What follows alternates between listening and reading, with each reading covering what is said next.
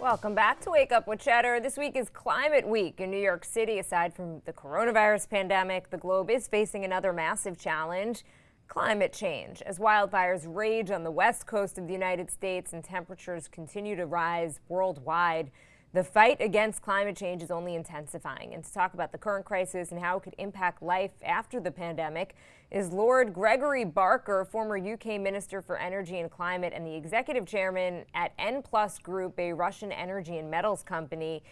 Great to have you on this morning. How is N Plus leading the charge in the fight against climate change in its own industry? Good morning, Jill. Great to be with you. We're doing a great deal, actually. The most important thing is that we are the world's largest producer of low carbon aluminium. Aluminium is a vital metal for building a low carbon economy. You need it for electric vehicles, for renewable energy installations, for sustainable recyclable packaging. And we're the second largest supplier of aluminium overall into North America. But not all aluminium is made the same. Because it's such an energy intensive material, it can take up to 16.5 tons of carbon to make just 1 ton of this really useful metal. But because we use a clean energy source, hydropower, we can make that same metal with just 2.5 tons of carbon, making us a global leader in the production of green aluminium. And we want to drive that down even further, ultimately to achieve a net zero metal. There's a lot we need to do as a sector to really drive down the carbon emissions of this very important metal. So we're trying to corral our sector to show greater transparency in the way it's traded and its carbon footprint, and just basically help drive us to that low carbon future, which is in everybody's interest. Climate change, as I'm sure you know, has become a political issue here in the United States. Our president has said he doesn't really believe in it and doesn't think that humans contribute to it. Is that the global view? And globally, what is the view of the United States when it comes to the climate? We left the Paris Accord. Just curious what the view is of the U.S. Well, I think I'm an optimist. We have this huge problem in climate change. It is man-made, but so is the solution.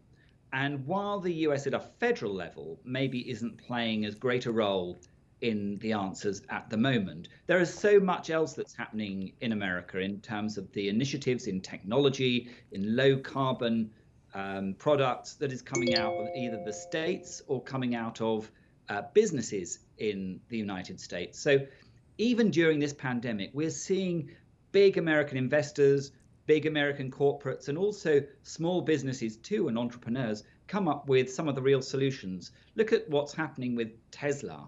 Electric vehicles are the future. They are what we need to migrate the fossil fuel guzzling cars of today into the clean, environmentally friendly transport of the future. And Tesla is an American company. We need to see a lot more Teslas.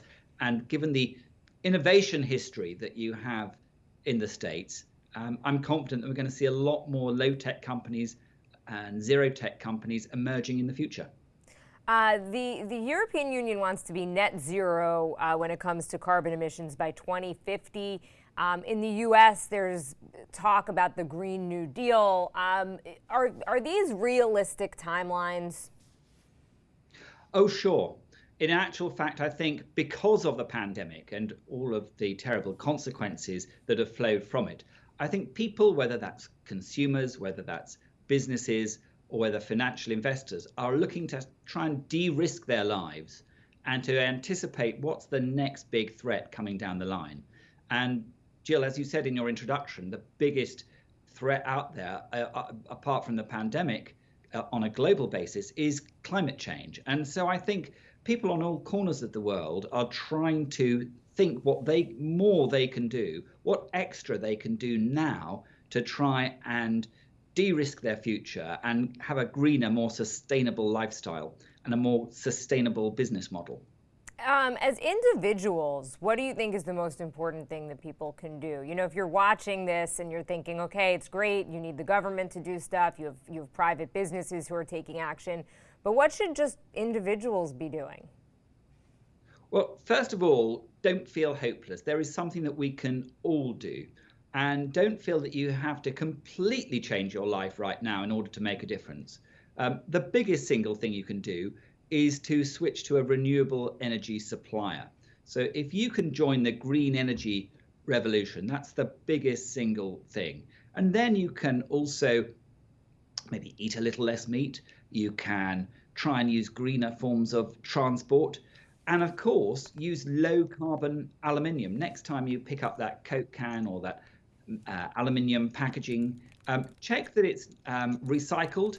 And if it's not recycled, make sure it's coming from low carbon aluminium. And of course, the biggest aluminium purchase that most people are likely to make is an electric vehicle. And just make sure that if you're doing something great like going green with your transport, that actually that electric vehicle you're purchasing is also made with low carbon aluminium. Are there any major technological breakthroughs that you're most hopeful about when it comes to fighting climate change? Well, what's clear is that we do need some space race style developments in terms of technology to really beat man-made climate change. Certainly for our own part at the N Plus Group, we are an innovation-driven group. We have a number of exciting research and development projects in play now. The most dramatic of which, if successful, is our creation of something called an inert anode.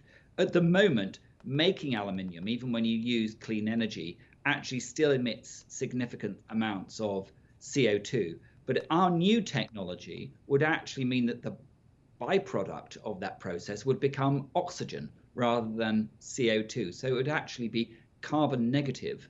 Now, if we can not only develop that but commercialize it, that could be truly a game changer for the aluminium industry. But we're not the only people out there innovating. There are a number of other things in the market which I've seen and I'm excited by. So we've just got to make sure that we are moving as quickly as we can and are giving it the focus that it needs, which is why Climate Week New York, although happening virtually, is a really important signal to both consumers, business and investors that climate change hasn't gone away with the pandemic. And if anything, we really need to step up our game now to drive progress in the green economy. All right, our big thanks to Lord Gregory Barker, Executive Chairman of N Plus